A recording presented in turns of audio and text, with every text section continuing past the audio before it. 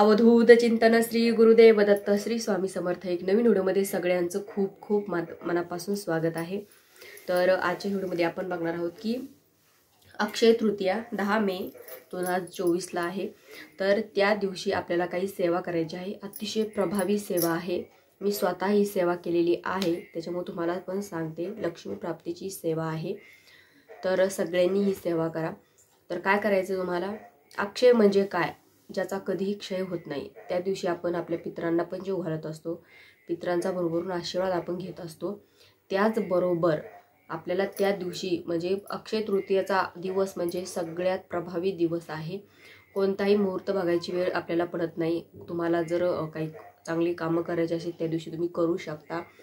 सांगायचं झालं तर तुम्ही गृहप्रवेश त्या दिवशी करू शकता, वास्तुशांती, त्याच्यानंतर नवीन काही खरेदी, सोनं चांदी तुम्हाला घ्यायची असेल तर ती सुद्धा तुम्ही घेऊ शकता। तर त्या दिवशी तुम्हाला ही सेवा करायची आहे। बघा, लक्ष्मी, सगळ्यांना लक्ष्मी हवी असते, सगळे तिच्यासाठी धडपड करत असतात, पण ज्यांच्याकडे ती स्थिर राहते तोच सुखी असतो। बाकी सगळे कष्टच करत असतात आणि मग त्यांच्या कष्टाला त्यांना फळ मिळत नाही। मग आपण ही सेवा जर केली तर तुमच्या घरामध्ये लक्ष्मी स्थिर राहील, कारण लक्ष्मी ही चंचल आहे आणि लक्ष्मीला स्थिर ठेवण्यासाठी आपल्याला सेवा उपाय जर केले तर आपल्या घरात ती स्थिर राहत असते। तुम्ही म्हणता श्रीयंत्र आम्ही आणलं लक्ष्मी प्राप्तीसाठी, पण तुम्ही त्याच्यावर सेवा नाही केली, त्याच्यावर तुम्ही वारंवार त्याला सिद्ध जर नाही केलं तर लक्ष्मी कशी तुमच्या घरामध्ये स्थिर राहील। कोणतीही वस्तू तुम्ही घरामध्ये आणली तर तिच्यावर तुम्हाला सेवा उपाय करावा लागतो, तरच ती सिद्ध होत असते आणि तिचं ती काम करत असते।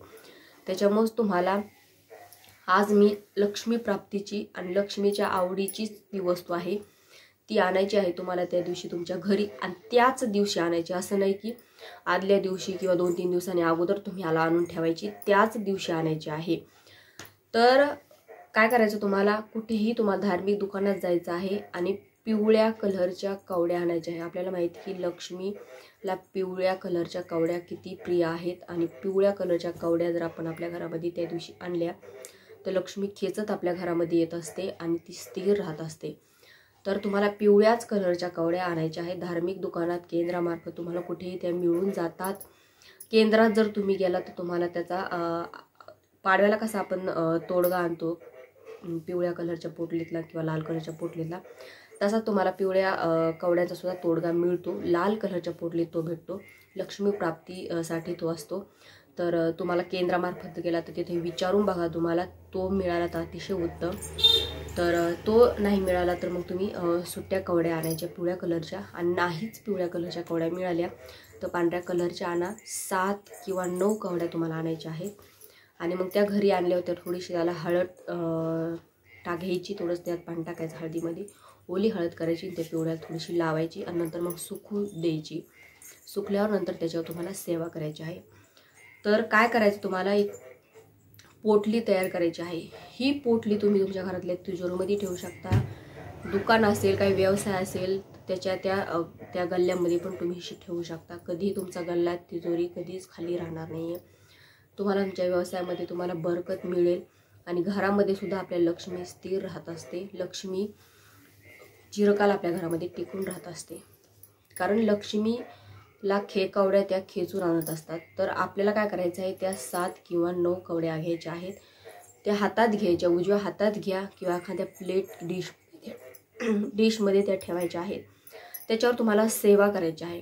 बघा, असं नाही की तुम्ही त्या दिवशी उपाय करता म्हणून त्याच दिवशी तुम्हाला सेवा करायची आहे। तुम्ही पौर्णिमेला, शुक्रवारी किंवा दिवाळीला अशा चांगल्या मुहूर्ताला तुम्ही त्याच्यावर सेवा करायची, त्याच्यावर वारंवार तुम्ही त्याच्यावर सेवा करत राहायची, जेणेकरून ती सिद्ध होत राहत असतं आणि तुमचं ते चांगलं ते त्याचे चोख काम करत असतं।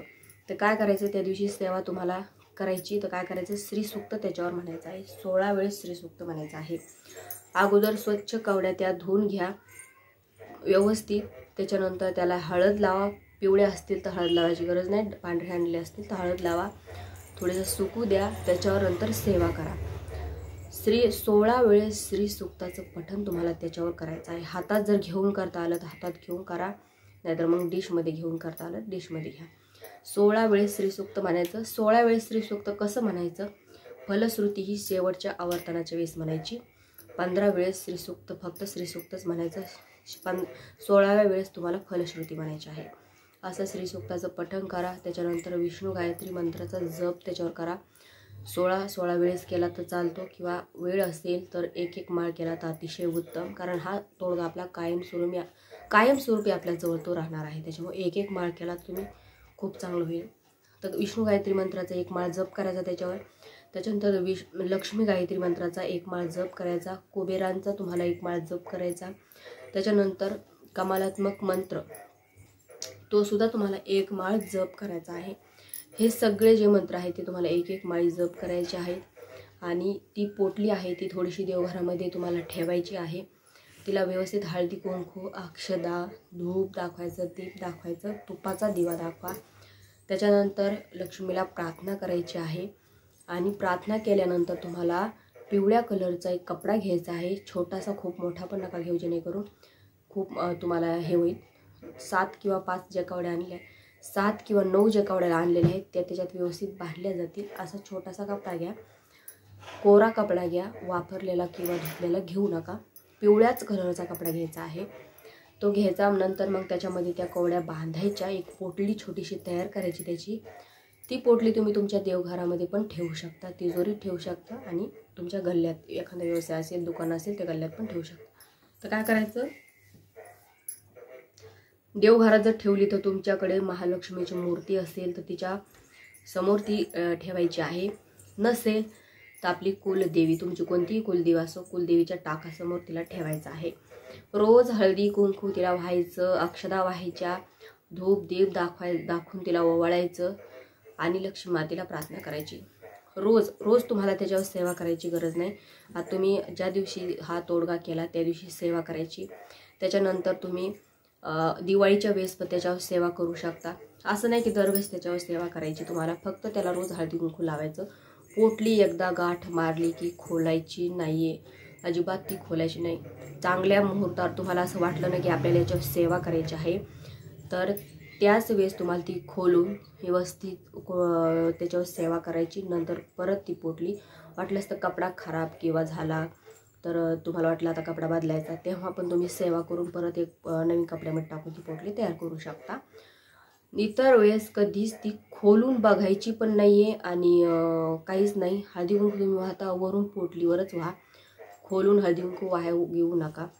तर अशी ही पोटली अतिशय प्रभावी ही पोटली आहे. बघा, खूप जणांना याचा फरक पडलेला आहे. माझ्या पण देवघरामध्ये तुम्ही बघितलेली असेल, तुम्हाला दिसत असेल ती पोटली तिथे आहे. खूप दिवसाची आहे ती. तर नक्की तुम्ही पण अशी पोटली तयार करा. बघा, लक्ष्मीकारक ही पोटली आहे, सगळ्यात प्रभावी. तुम्हाला तुमच्या कष्टाचं फळ मिळेल. तुमच्या घरात लक्ष्मी स्थिर राहील. आर्थिक काही संकट असेल, कर्ज झालेलं असेल, फिटत नाही, तर त्याच्यातून सुद्धा तुमचं हळूहळू कर्ज फिटायला सुरुवात होईल. पैसा घरात येऊ लागेल. कारण पैशाला घरात येण्याची वाट म्हणजे एकच असते, पण जाण्याची त्याला 12 वाटी असतात.